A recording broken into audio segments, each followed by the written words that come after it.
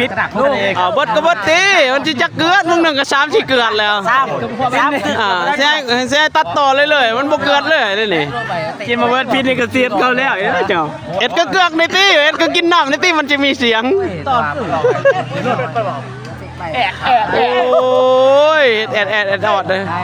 ยักปีละเพิ่นเศร้าปลายปีหนวดหนวดมีสีและหนวด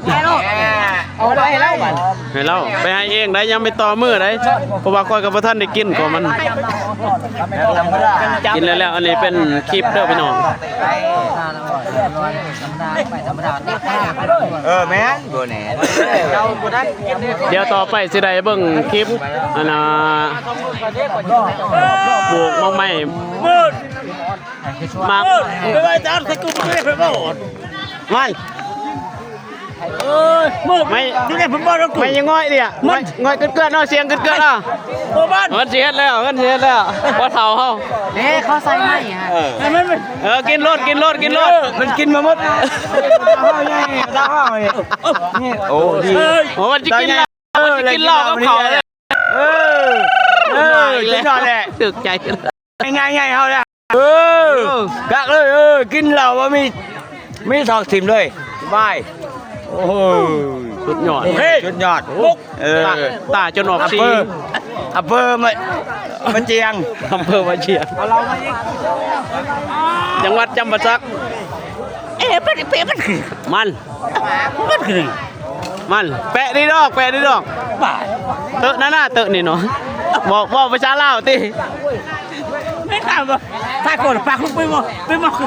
มันประกาศมาเฮ้ยกระจุกใจกันเรานี่จะภาพนี่จะเบิ้งเราแห่งมีคนเรามีเด้อพี่น้องเรายังมีอยู่ส่วนเราใส่กระทงเราไว้คนมักเราเอาเลยวะคนไทยเอาเหรอวะอยู่ที่ไหนเนี่ยอยู่จังหวัดจำปาสักจังหวัดสักมี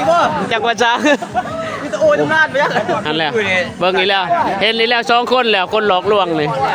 นี่หลอกลวงก็กันนี่บางเรื่องกันทอกพอดีแล้วมันนี่ตื้มใจแล้วคนหลอกลวงนี่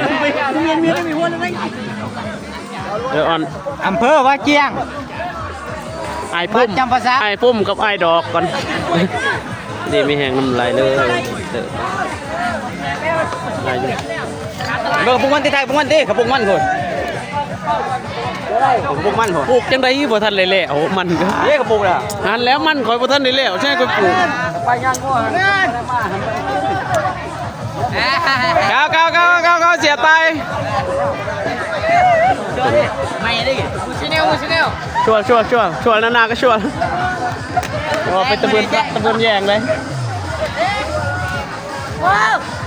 เฮ้ยกูสึกจังได้มื้อนี่สัมภาษณ์เลยดิมาลองว่าภาษาช่วยบ่ว่าเต้ภาษาช่วยแน่ไปจับไปยิงหัวเกี่ยวเลยมื้อนี้มากินถ้วยอยู่ก่อนจั่ว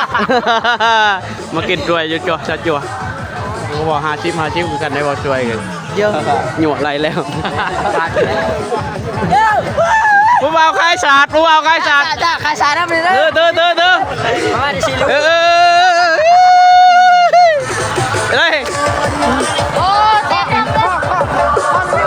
ลองเพลงรี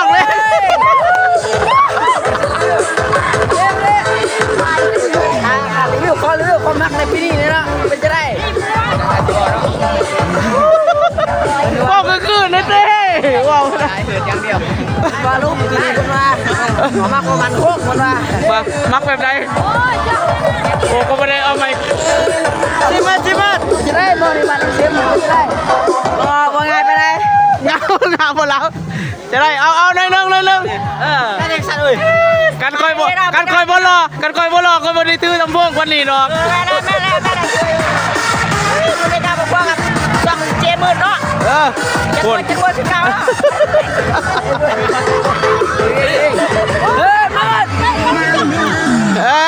มันต้นก็ปุ่ยมันตันแล้วอันนี้บรรยากาศบ้านนอกพี่น้องเอาบรรยากาศบ้านนอกพี่น้องความมวลความเกินความขับแฝงกันบ้าน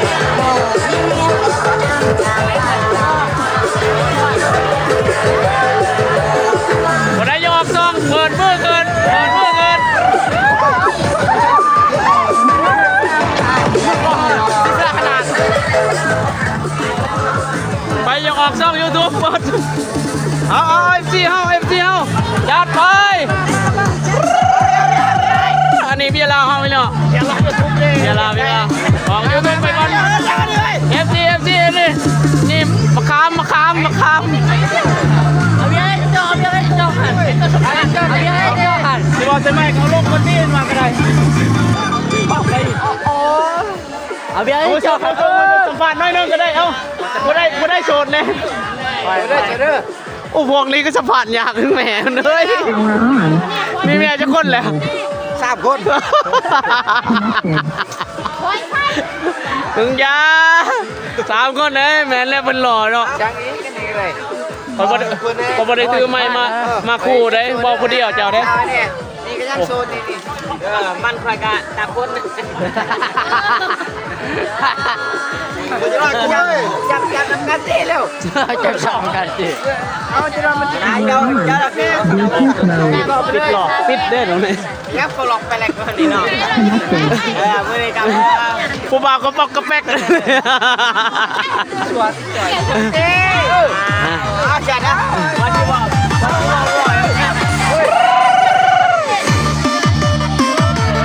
ตา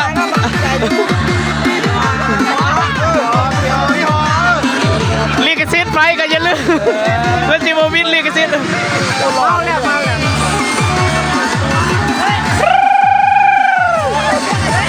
ปาร์ตี้ตายเลยลิขสิทธิ์ยูทูบก็จะตาย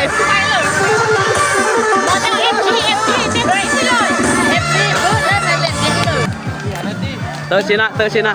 มีนะจะต้องจะพันได้แล้ว เตอร์มินาแหมก้อยเตอร์มินา พอแล้ว หางเรื่องปลาเลยเนี่ยยังไปถึงร้อยไอ้บางช่องบางช่องวันที่แม่มาให้ป้า บางช่องไปบางช่อง ภาษาลาว บางช่องเอาน้องไม้น้องไม้ช่องอันนี้แคมอันน่ะสาวสงขลาเด้อเนี่ยเด้อสาวสงขลาแข้งสวรรค์นครสาวสงขลาโอ้หลายหลอมอยู่ใส่ครีมมีครีมเตอะเลยเด้ออุดนูนเด้อครีมเด้อโอ้ตะเครื่องก็เลยตะโกชนะก่อนเนี่ยก็อ่อนเลยตั้งครีมตั้งอะไรอันนั้นกูนางงัวได้หัน ง่อยมอนบุล กูนางงัวได้หันกูนางมันมีเลยมันดึงออกแล้วปล่อยเว้ยไปกินกูเดียว ฉลาดเลยฉลาด ปีใหม่อย่าลืมไปอุดหนุนเด้อครีมข้ามชมพูล่างลาวคลองก็ไปลาวคลองกับตัวเพื่อนเนี่ยลาวส่องกอดเพื่อนเรียบร้อยครบชุดเกิดกำลังเตอะได้มองว่าเชื่อเกิดกำลังบลายเด้อ ใช่โดนไม่กลับตั้งไรผมพอจะเชียร์บ้านเราเนี่ย มาเชียวกันเลย น่าเชียร์เลยอะไรแกได้เหมือนสิ ช่วยทุกหลักว่าทุกหลักแบบ บูลกลางบูลโค้งกระเบิ้นเกิดเตอะอ่อนเรียบร้อยเกี่ยมปีใหม่เกิดเตอะ บุกข้าง บูลกลางเจ้าบูลกลางคือเจ้าตอนไอ้เด็กกับเจ้าบูลกลาง แม่เดียกอันนี้คือไอ้เกมอนบูล เจ้าโอ้ยมอนบูลเจ้ามันเว้ย เฮ้ยได้เว้ยฟังให้เว้ย นะ ฟังให้ได้แล้ว ดอง เดี๋ยวกูไปจ้าแล้วบอก ฮะโอ้ยบอกหัวเพื่องูหักก็ได้มันแต่มองเลยหัวมอนงูจ่าก็มองเฮ้ยมาเกิม กูบอกรักโลด ก็มาปลวดแล้วแน่กะ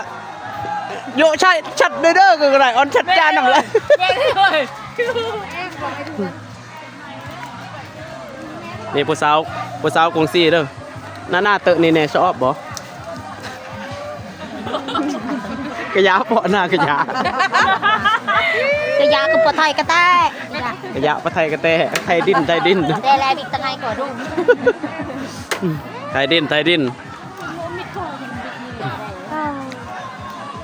ออก YouTube เลยเด้อ รอ YouTube เลยสิหาหน่อย เป็นที่ชอบแค่เนื้อทุกคนเลย สิตัวเมียเขาไปหาน้องใหม่แล้วหมอนั่น เลยนี่มาเข้านี่เนี่ย มีแต่เมียเอ็นนั่นแหล้วเมียกลัวบ่ได้มา ผู้ชายมันตอนมันบอกพูดเอาคนฟินมาแข่ง ทรมานนะมีล้างรถหมองมาเชมจ้ำน้องหัวเนาะ เจ็บ ไหวนะเดี๋ยวดงนี้ เรียบร้อย ง่อยไม่รอดดิอะกี่ดุงไม่กี่ดุงแก ไอ้กำลังเตือนตัวเตี้ยเลยไอ้กำลังเตือนตัวเตี้ย แม่ประกาศเรื่องใช่ไหม ไก่ก็ต้องคุณปลาไอ้แม่ก่อนมึงตัวเกมมึงคือดิฮะ ตัวมัน จัดรอดเลย ดีมัน บังน้ำเกย เนี่ยบ้านนั้นเนี่ย ก็ต้องมาเตออีกทำไมอีกเรื่องเกมกี่ เห็นว่าใส่เกมอันมัดปลาย มันปลายใครได้ โอ้กำลังไต่ ว่าโมยยิงยมตัวหนำหน่อยใหญ่เลย ก็ยังบวกหมดไรกับเอ็นแล้วตู้ขนาดไปเช้าไปโฆษณา ง่อย ปล่อยไปเฮ็ดในจอยตัวเอ็นไม่เป็นยังการก่อต่อจอยนั่นน่ะเลย ดีทำไมจะจอยเลยพวกนี้แล้วตีเลย เกมพวกบูละก้างพวก กิ่งกุบกาเด้อกิ่งเมื่อกี้ทอทาก็แบบดูหมุนเดมกิ่ง ไม่หวานเดียงไม่หวาน เห็นหน้างัดบ้าน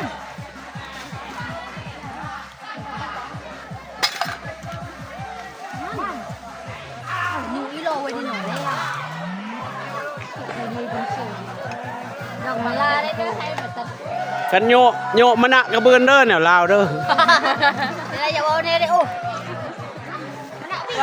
หน่อยเปลี่ยนอะไรมันได้อยู่ เอ้าแนวลาวช่องคอดก็ไปก็ป่วยเนาะไอ้มะนะกระยะมวนมากระยะหมดบิดมาปิดมาปน พูดดีมันนะ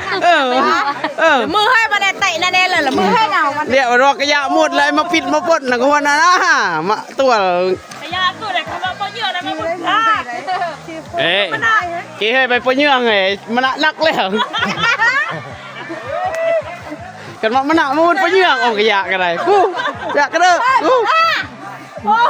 โอ้ไปอยู่เต๋อนี่ได้แล้ว มันอยากปะเยื่อตะเกียมันนะเดี๋ยวโฆษณาเครื่องก็มาหรอ ไม่ไหวเฮ้ยเราเป็นตัวซ้ำ ควรอยู่น้ำใบ เขาก็ไปกับเพื่อนจานเล็บลายไอ้ก็ตัวเตะมาตันปืนเนี่ยเนาะ ยามัน กูตา ยอมกดอีกปีเกแล้ว จะเจ๊บอล จับมัน บอลเลยพี่ชิวไอ้รถกระตำทำหนักกระตำ กระชิวไงเนี่ยกระชิว เอาไอ้รถแจ้งแล้วก็ไอ้ปลายโชว์นักกี้ต่ำกูตายี่ห้อกูตาไอ้ปลายมาแม่นยี่ห้อน่ะนำตลาดให้ได้บริษัทคือบริษัทเลยกู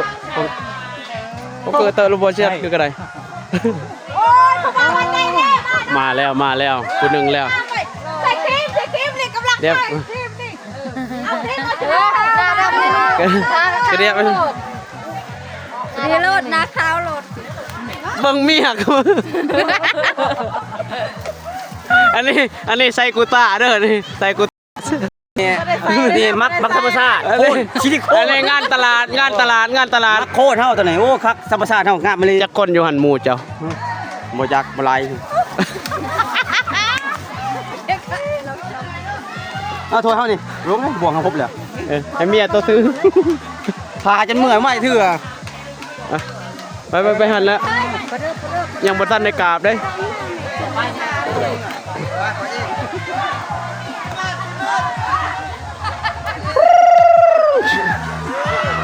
จับไปดีเจ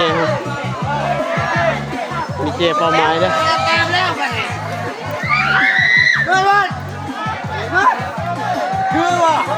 สันใส่ FC เฮาบ่ปล่อยบ่ปลาก็คือ FC เฮาคือเก่าจักนาทีแหละ14นาที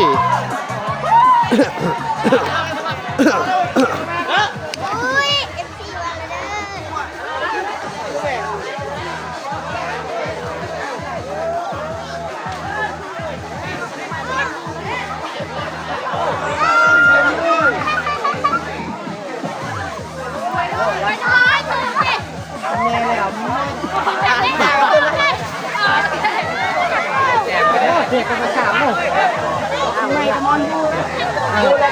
เอาหนึ่ง อยู่ตั้งนานลูกคนเลยจานำเลยหน้าเนี่ยคือ ตู้เลยหานอน มือกองก่อนไปหนักเร็ว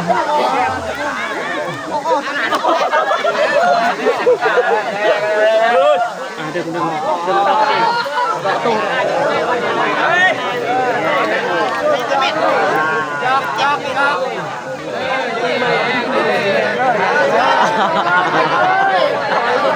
น แล้วพี่น้อง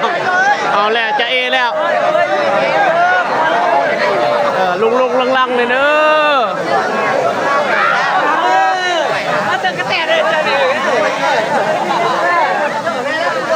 โอ้ยดอกกี้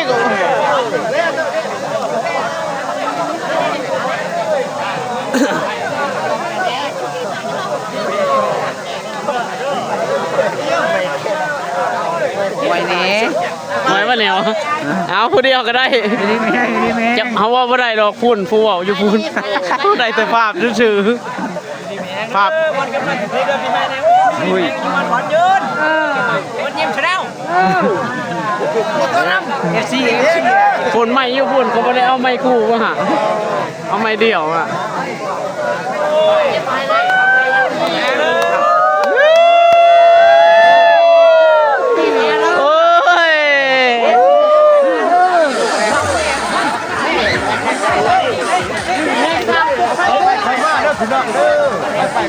อันนี้ก็ คอยมาเมื่อนี่ก็คอยไปคอยมาจังหน่อยรถพารถ มันสิให้ฟ้อน จักรรถหรือว่ารถตกห้องรถช่างมันก็มีปัญหา ต่อทรัพย์สินสมบัติของเฮาเนาะอันนี้จังได๋ก็คอยไปคอยมามันดีพี่น้องคนลาวเฮามีแต่ใจเย็นๆเราซั่นคนลาวนี่บ่ต้องใจฮ้อน หักรถนั้นบ่ตกห้องก็ครับประกันรถจังหน่อยนี่คนนี่สิตกห้องจังหน่อย บ่ดีดอกคนใจฮ้อนพี่น้องนี่นะ พี่น้องเนาะเบิ่งเอาเนี่ยเนาะมันลงเพชรมานี่เบิ่งเอาเนี่ยจักรอบ่รอเบิ่งเอาเลยหด รถนี่คือจะบ่ตกห้องครับประกัน 100%คนนี่ข้ามไปจังหน่อยเด้อสิตายเบิ่งนี่ตกห้อง 100% นี่คนจักคน2คน ตกกระทะก็ตกกระทะสิยอกันหดกันปีใหม่ ก็ต้องตกหน้าห้องจังหน่อย ปีใหม่ไม่เศร้าบ่ได้วะปีใหม่ดังนั้นคนเนี่ยบ่ตกห้องเต้นขาม จังหน่อยนี่ตกแล้วจักคนนี่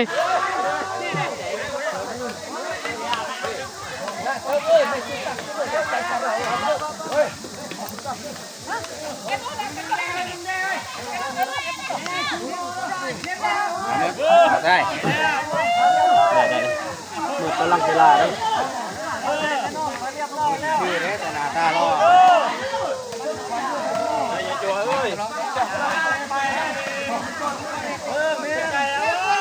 ลานโปรยได้เลยลานไปเที่ยวไม่ฟังไม่หัวมัน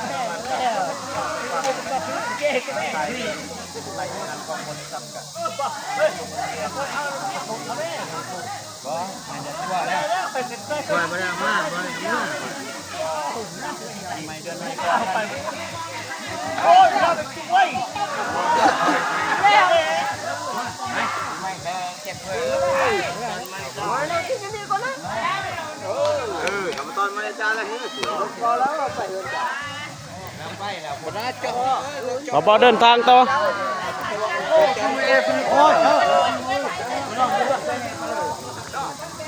เอ็มบีเก่า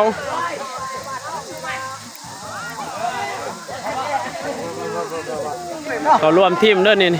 รวมทีมเข้ามา บักเซ่เรามัน สีดาสบายดีพี่น้องมื้อนี้มาเจอกับชายปฏิใหญ่นะพี่น้องนะ พาพลโบโตมากับ โอ้เมื่อจะช่วยไหม โอ้ตันตัวเอาคลิปบ่ใช่ แม่เพื่อนอ้าย บ่แว่เลยบ่ จะน้อย กินเรา บ่แล้วจังบ่ได้จักน้อยแล้วแว่แล้วนะ จากแล้วเนาะอยู่ในดงเจ้าฮอบ้านของซี่ว่าสันสาเนาะ เอาสิเอาหมดชุดเอาเถอะ จะผักฟัง จำสิฝากน้องๆนุ่งๆเฮาก็ฝาก น้ำเชื่อใจผู้อันนั้น เอาไปนี่ก็ได้บ่เป็นหยัง ลายกดแก้แล้ว บ่จำหนึ่งก็ได้ลาก็ได้ อันนี้เราข้าวเราข้าวพี่น้องเราข้าวส่งท้ายพี่เก้ากับแม่นเพราะว่าจอกคนก็เมื่อหมดแล้วแต่ว่าเอาพักกันต่อโอ้ยคนเล่าเฮาคนบ้านนอกของหน้ามันก็แนวนี้แหละพี่น้องกินจอกสดๆอันนี้มันแซ่บเด้อ แม่น แซ่บปัญหาลักๆนึงนี่ก็คัดเอากินจอกตรงนี้นี่เมามานี่ก็เมียก็ว่าอยากหายกินจอกงามๆหั่นเมามาเมียอยากหายกินจอกงามๆ มีผู้เห็นน้ำแดงเติม พั เนาะ กพังนำธนาคารคนเล่าเนาะท่านซะว่าเรื่องการนับถือนี่ก็ บ่ว่ากันพี่น้องบ่ว่ากันเรื่องการนับถือ ไปว่าฮีดเฮานี่ยักสูงอยู่การนับถือ เที่ยงอ่ะนะของคนลาวเฮาชุดแล้วแต่บางบ้านเนี่ยก็นับถือบ่คือกันเนาะ แม่น เพราะว่าบ้านของซี่ข้าพเจ้านี่การนับถือกับเชื่อถือนี่ลักษณะแนวนี้หมดว่าท่านซะย้อนว่าเฮาเคยเฮ็ดปัจจุบันตั้งแต่ดึกดำบรรพ์อีพ่ออีแม่ตะกี้พุ่นแหละเนาะอันนี้ข้าพเจ้ามาเนี่ยก็เป็นลูกเป็นหลานเพิ่นนี่ก็เฮ็ดตามเพิ่นพาเฮ็ดว่าท่านซะใครบ่เฮ็ดก็บ่ได้ ก็อย่าลืมฮีดข้องเฮาเพิ่นปกปักรักษา 100% คอยอยากแหงกินก่อนโอ้ยแซ่บเราคนลาวกินแซ่บเอาโฆษณาไปเลยก็ได้เอาถือเลยไม่ก็ได้เอาไปอันนี้โอ้ค่อยเอาไม้คู่มากก็ดีนะ ปลูกมันเด้อ ไปเลยจะไม่ว่าไหนเลยไปน้ำจับ จะสิไปไส คอยเลาะไปว่ากันได้ ก็สิเป็นหยังอันนี้ว่าสิไล่ในอันนี้ในการปลูกมันเด้ออันนี้คือกันเฮามาแปลงฮีดมันแปลงฮีดปีหนึงเทื่อนึงเฮาต้องปลูกเพราะว่าเพิ่นเป็นผู้นำพาปลูกเฮาบ่จักวิธีปลูกดอกแต่ว่าฮีดเฮาเพิ่นบอกวิธีการปลูก1ข้าวโพดข้าวทุรินทร์แล้วก็ของระปลูกต่างๆพี่น้อง นี่กันปลูกแนวนี้มาคอยว่า แมนบ่ได้เอากกขึ้นป้ายได้ป้ายขึ้นกกได้อันนี้ต้องกกลงดินป้ายขึ้นฝ้า อันนี้ ฝ้าปลูก เพราะว่าปลูกแบบให้ถึกหิดถึกข้องซื่อๆเขาว่าเรื่องปลูกอยู่ให้อยู่สวนเฮาความจริงแท้หั่นให้ปลูกนี่80คูณเมตรเนาะก็ถ้าว่าดินงามบ่ได้ดินงามมันปลูก80คูณเมตรถ้าว่าบ่ได้ดินบ่งามนี่50คูณ60เนาะการปลูกว่าซั่นซะเพราะว่าเรื่องมันต้นนี่เฮาบ่ต้องอาศัยลำเฮาอาศัยหัวเนาะแหละเนาะ แมน ลำนี่ก็เราปลูกทีไรนี่ก็ได้ตั้งแต่ลำหัวบ่ได้ แมน คือข้าพเจ้าปลูกในปีแล้วนะ เพิ่น ปลูกเม็ดหนึ่ง อันนี้ เม็ดหนึ่งคูณ80เงาหนึ่งย่างบ่ได้มันได้เงาหนึ่ง10 กิโล โอเคย่างบ่ได้เนาะ อันนี้กันว่า ปลูก80 วอ คูณ เท เม็ อ ด ร์วอเทอร์ฟิตก็ขอโทษขอไปแต่ว่าเพิ่นแนะนำมาหัน ได้เฮ็ดตัวจริง เพิ่นบ่ได้เล็งใส่เพิ่นบ่ได้เล็งใส่ลำได้เดี๋ยวนี้ บ่เล่งใส่ลำเล่งใส่หัว แต่มือดำนี่สำหรับมือดำนี่ทั้งมันทำมันแล้วก็ลำนี่เล็งเบิด การการปลูกห้างนี่ก็เฮาก็ต้องเบิ่งเนื้อสถานที่ของดินเฮาเนาะ แม่น บางเทื่อนี่ก็ดินเฮามันบ่งามถ้าว่าดินบ่งามนี่เฮาปลูกห้างนี่ก็ลุบคือกันไหน แม่น อันนี้ก็ถ้าว่าดินบ่งามลักษณะแบบดินแดงบ่ดินแบบแข็งๆดินทรายเนาะยกตัวอย่าง คือทางเมืองอันนั้นแข้งชาละวันว่าท่านซะเนาะ แม่น ทางเมืองตุมล้านหันเพิ่นหันดินทรายก็ถ้าว่าสิปลูกห่างคือบ้านกงซี่หันถือว่าบ่ได้รูปเนาะว่าแหละรูปได ขาดทุน เพราะว่าดินเขามันบ่งามคันอยู่บ้านกงซี่นี่ก็ถ้าว่าเฮาปลูก60 50นี่บ่ดินงามนี่ถือว่าจะได้แต่ลำหัวนี่บ่ได้เพราะว่ามันงามบ่แหละมันงามแล้วมันก็ล่มไปแล้วมันก็หัวสั่นบัด ทางบ้านนี่คันว่าลำงามเกินไปนี่หัวนี่จะบ่ใหญ่พี่น้อง หัวจะบ่ใหญ่เด้อ เพราะว่า หัวจากซ้ำขาซ้ำแข้งซ้ำขาซ้ำแขนกกแขนเฮานี่จะบ่ได้มันจะได้ซ้ำโปรตีนเอ้าเทียบเท่าใส่โปรตีนเด้อขอโทษขอไปกันว่าเป็นตีนก็ได้ ซ้ำตีนซ้ำดำผ้าเฮานี่แหละ โอ้ยคันนักมวยเขาว่าคักเด้อเศรษฐี ว่าจะได้ให้เป็นนักมวยแล้วนี่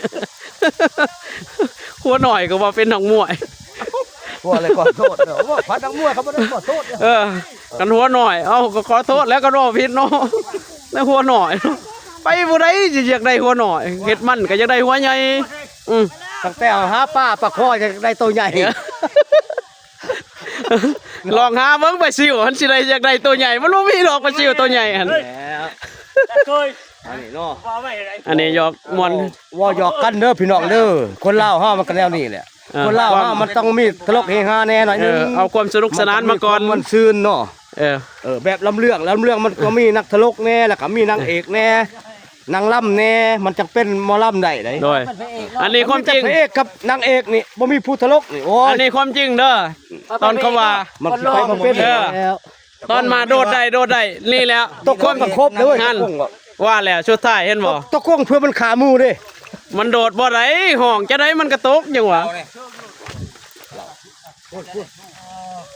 ไปวะ บ่จำเป็นต้องเอามื่อดอก เขาจะว่าในบ้านของที่ถือว่าตุกเหล่า ไอ้จอยคันว่าเขาขอเพิ่นมาแต่เขาบ่ได้ขอเนี่ยมันต้องจำเป็นต้องเอามื่อเราคันมีโอกาสก็ยินอยู่ใช้ก็ได้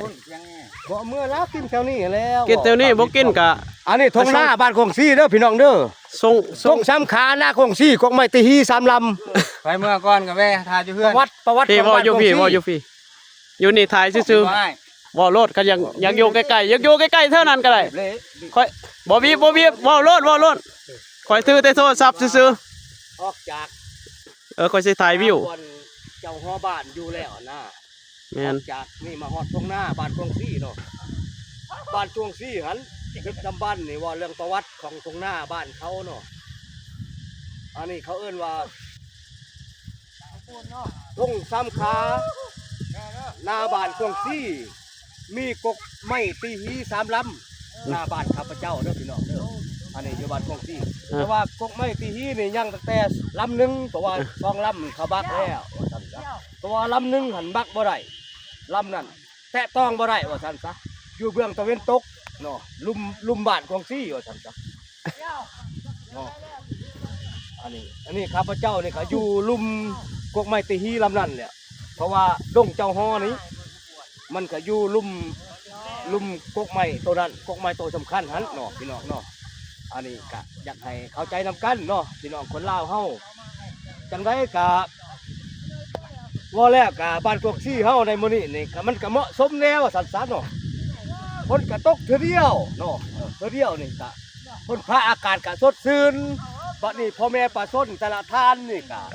ลูกหลานเฮาหั่นก็มีความเบิกบานชุ่มชื่นม่วนว่าแล้วเนาะ ลูกหลานเฮาบ่ทันกลับเนาะ จังได้ก็อยากฝากทางนำคนลาวเฮาทุกท่านและก็แต่ละบ้านเนาะ อย่าลืมสนับสนุนอย่าลืมสนับสนุนบ้านกงซี่เด้ว่าซั่น แต่ละแขวงก็ให้เบิ่งแน่เนาะเพราะว่าเฮาเฮ็ดไปนี่ก็เฮ็ดตาม เฮ็ดของประเพณี ตามคล้องประเพณีของ ที่เฮานับ บ้ ที่เฮานับถือมาแต่ก่อน แต่ว่าเรื่องการเฮ็ดนี่ก็บ้านเฮานี่ก็เคยเฮ็ดจังซี่เนาะก็แต่ว่าบ้านอื่นๆนั่นเฮาก็บ่ว่าเนาะเพราะว่าการนับถือแล้วก็การเชื่อถือนี่มันก็เป็นแล้วแต่สุดบ้านไผบ้านมันเด้อพี่น้องเนาะบางบ้านเนี่ยก็นับถือบ่คือกัน ไปเล่น บางบ้านเนี่ยก็นับถือ เฮ้ย กันก็แม่นอันนี้ ลุงจ้อยเป็นมิตรสหายที่หักแพงแต่ละ ลุงไอ้จ้อย ให้เข้าใจอยู่บ่อนนี้การนับถือและก็เชื่อถือของคนลาวเฮาหันเนาะจังไดจุดสำคัญของคนลาวเฮานี่ก็ว่าเรื่องฮีดเรื่องคล้องนี่เป็นหลักเป็นอันยิ่งใหญ่เนาะ แต่ละบอนหลักแต่ละบ้านเนาะจังซั่นเนาะแต่ละบ้านเนาะโอ้ยขอโทษนะพี่น้องเด้อเพราะว่ามันบ่แม่นคนลาวทดพี่น้องคนเฝ้าช่วยนี่ว่าลาวนี่ก็บ่อยากออกปานใดว่าซั่น เนี่ยโคตรช่วยรถนี่ มัน บ่แม่นลาวหรอกโคตรช่วยรถนี่อย่าเบิ่งมันสิเฮ็ดอีหลีได้ก็รอบ่ถึกเลยมันใส่งอนแล้วได้นี่ จัดเต้าให้เด้อ จันเต่าอันนี้จันเต่าเด้อ จัดเต้า จะตะมมอยู่พุ่นตะมม อันนี้หัวตาหัวหน้าหัวตาเพิ่นได้ แม่นกัน อันนั้นแพ้ฮิตของกาแฟนี่ก็คือให้คนลาวเฮานับถือกันคันว่าสายเดียวก็อย่าลืมนับถือกันตามเพิ่นบอกเด้อ ขอนแก่นก็ เพิ่นแพ้ฮิตของกาแฟนี่เฮาอย่าทิ่มอย่าปะก็คือแบบนั้นปะบ่ได้มีแต่ว่าอยากพังนำพ่อแม่พี่น้องคนลาวเนาะอยู่ในประเทศลาวเฮาหันเพราะว่าปีใหม่ปีนี้หันจังได๋ก็อยากให้ปีใหม่แล้วก็ให้มันแล้วหมดเนาะบ่ให้มันมีว่าจังซั่นจังซี่หรือว่าอุบัติเหตุบ่หันบ่นี่บ่ผู้ใดหักเป็นโชเฟอร์รถการขับขี่พาหนะอันน่ะ อย่า อยากให้นับถือกฎระเบียบแน่เนาะ แม่น บ่ให้เอาใจตัวเองหลายว่าซั่นซะ เฮาอยู่ในคนลาวเนาะ เอา เฮาก็ต้องนับถือฮีตของประเพณีของคนลาวและการนับถือกฎระเบียบของลาวว่าซั่น แม่น การไปกันมาว่าเฉพาะคัดหอยางนี่ก็ชุดแล้วแต่ กันยาง ยางนี่ก็นั่งล่มเลยพี่น้อง ย่าง คัดบ่ตั้งสติเนาะ บ่ได้บ่เป็นหยัง มีดอกดอก กันย่างเลยอย่าบอกว่าแลนเด้อจะหน่อยว่าเป็นผู้คนหนึงว่ามันแลนจะได้กูย่างนี่นะ พ่อแม่พี่น้องคนลาว ทุกท่านอยู่ในประเทศลาวบ่หรือว่าอยู่ต่างประเทศบ่ก็ คอยไป ให้ติดตามให้กดติดตามเบิ่งแน่เนาะผมบอกของข้าพเจ้านี่มันผิดพลาด ต้องแบกต้องไปแล้วอ้าว เว้าเลยว่าเลย ต้องไปแล้วอ้าว เห็นบ่เอาไปมานับนวดจะบัก เราได้เชิงเลยทำเลยเชิงเลย ทำแหล่แล้วเด้เอ้ยเขาเรื่องแล้ว เราได้เชิงเลย เออ คนรักมันเจ้าบ่บ่นั่นคนรักมันเจ้าเพิ่นได้กิน พูดนี่ คนรักมันบ่บ่นั่นเด้เขายางมาหั่น วันนี้ว่าคนรักมันนั่นไม่อยู่ทุกคนเลยคนรักมันก็อยุ่งหุ่นเลย ไงเลยเนี่ยได้ปล่อยนะ อ๋อพี่น้องอยู่บ้าน นั่น ข้า เลย พเจ้า จับไป นี่เนาะบ้านของที่เมืองบ่เจียงแขวงจำปาสักนี่ว่าเรื่องที่รักนี่ก็บ่จักหลายปานใดพี่น้องว่าเรื่องรักอันน่ะ เหลือคนเดียว รักไก่รักไก่มันมีอยู่พี่น้องมันน้อยเฮาปราบแล้วก็แล้ว ชอบไก่หมดแดงเด้อ อันนี้เนี่ยรักไข่มดแดงนี่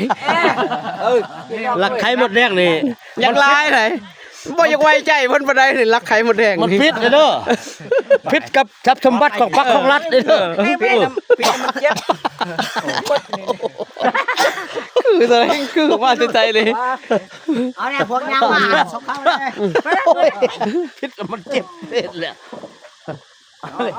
พุทธยาก เรียกว่า เขามาแล้วพวกเขา แบกเก๋ฮะลุงว่า เอาแล้ว เอ๊ะ โอ้ยลูกทำ แบ แล้ กเก๋ลุงว่าจอยติเดียว เฮ้ยพอด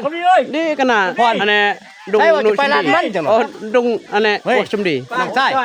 จอยไอ้บอลไปหาไอ้ตัวเบียไอ้ตัวเบียย่วงนี่เนาะจูแล้วไปบอลแล้วตัวเบีย นี่แต่เจ้าโอ้โหนี่ มาไม่ เขาบอก ได้ละเมาตลอดเลย ล็อกบักอันนี้กัน ก็เลยมาฆ่าคนทุกเวเลย อันเชฟอันนี้บักอันนี้มันสิมาหมวดได้บักอันนี้จะได้สบายดีสบายดีเลยสบายดีสบายดีอันนี้เบียร์เหล้าเด้อเบียร์เหล้า อ๋อของแท้เลยนี่ จะได้จะกินเมาบ่ บอกประธานเมาชื่อชื่อนี่ครับ เจ้าสิฝากจะได้กับอันนี้คนเจ้าอยู่หั่นว่าไปโลดก็หน้าที่ทาย วันนี้มันหมดเลยวันนี้เฮ้ย ซื้อกระมือคนเลยก็ไป ก็ถือซาครับ บ่เกี่ยวกันอยู่นี่เชียงบ่แห้งดอกพุ่นเชียงแห้งอยู่พุ่น ใช่เสียงแห้งมาแล้วเอาเสียงแห้งโอ้ยไม่ได้ปากข่อยเสียงแห้งเขามาแล้วเขาไม่ FC มีผู้สาวหลายเด้ FC มัน จำนวนเมียช่าง จะว่าอะไรแล้วไม่ใช่ว่าอะไรจะตกครัวนี่ครัวนี่ ตกใช่แล้วมันต้องไปแล้วว่าตกแล้วเลยสองเทื่อตกแล้วหัน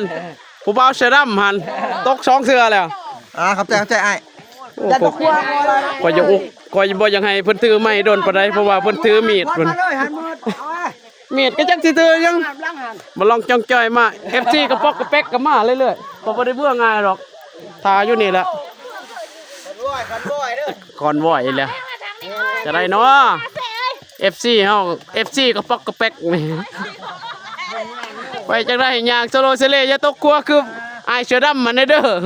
หันช่องเทื่อแล้วตกหันพูน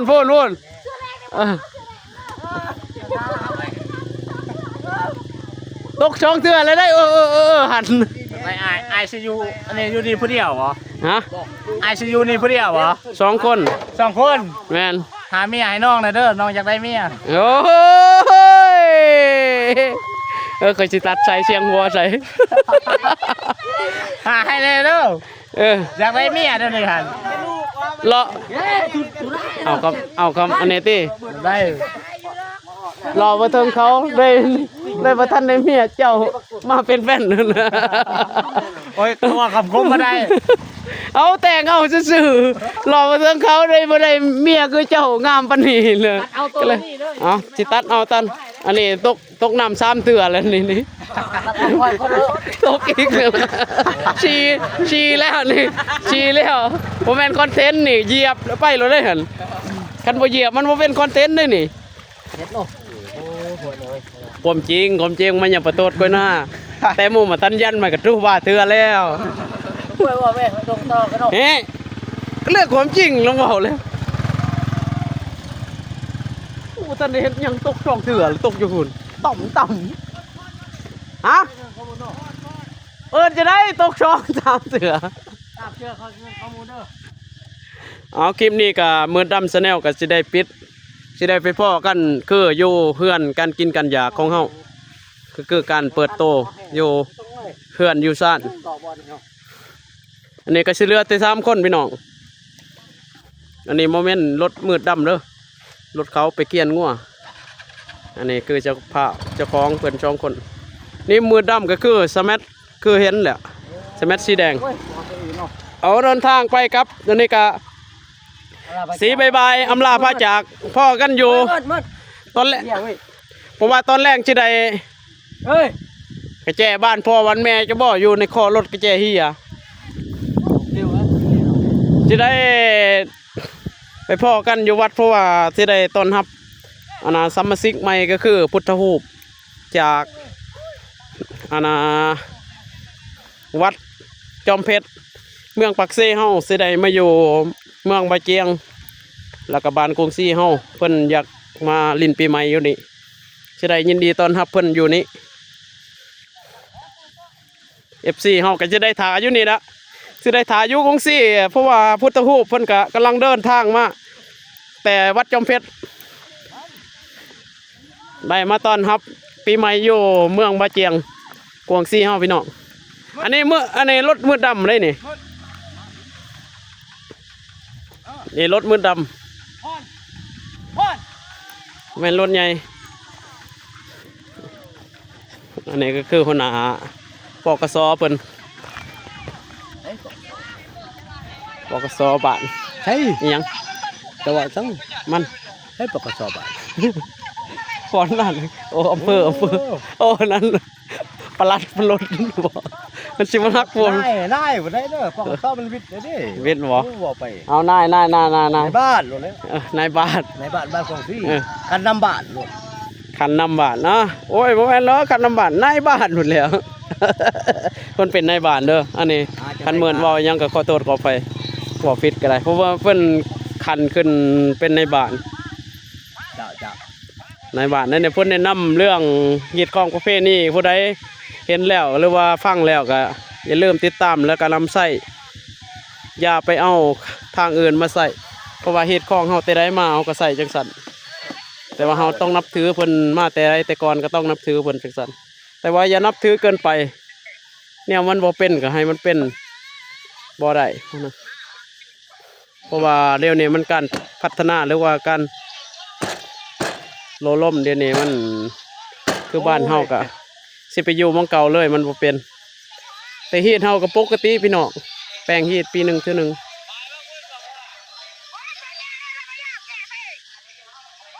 ยี่สิบ แล้วบ่แต้มเลย เอาปิดซำนี้พี่น้องพอกันอยู่ พอกันจะ การกินกันอยากอยู่เฮือนอ้ายจอยพอบ้านเพิ่น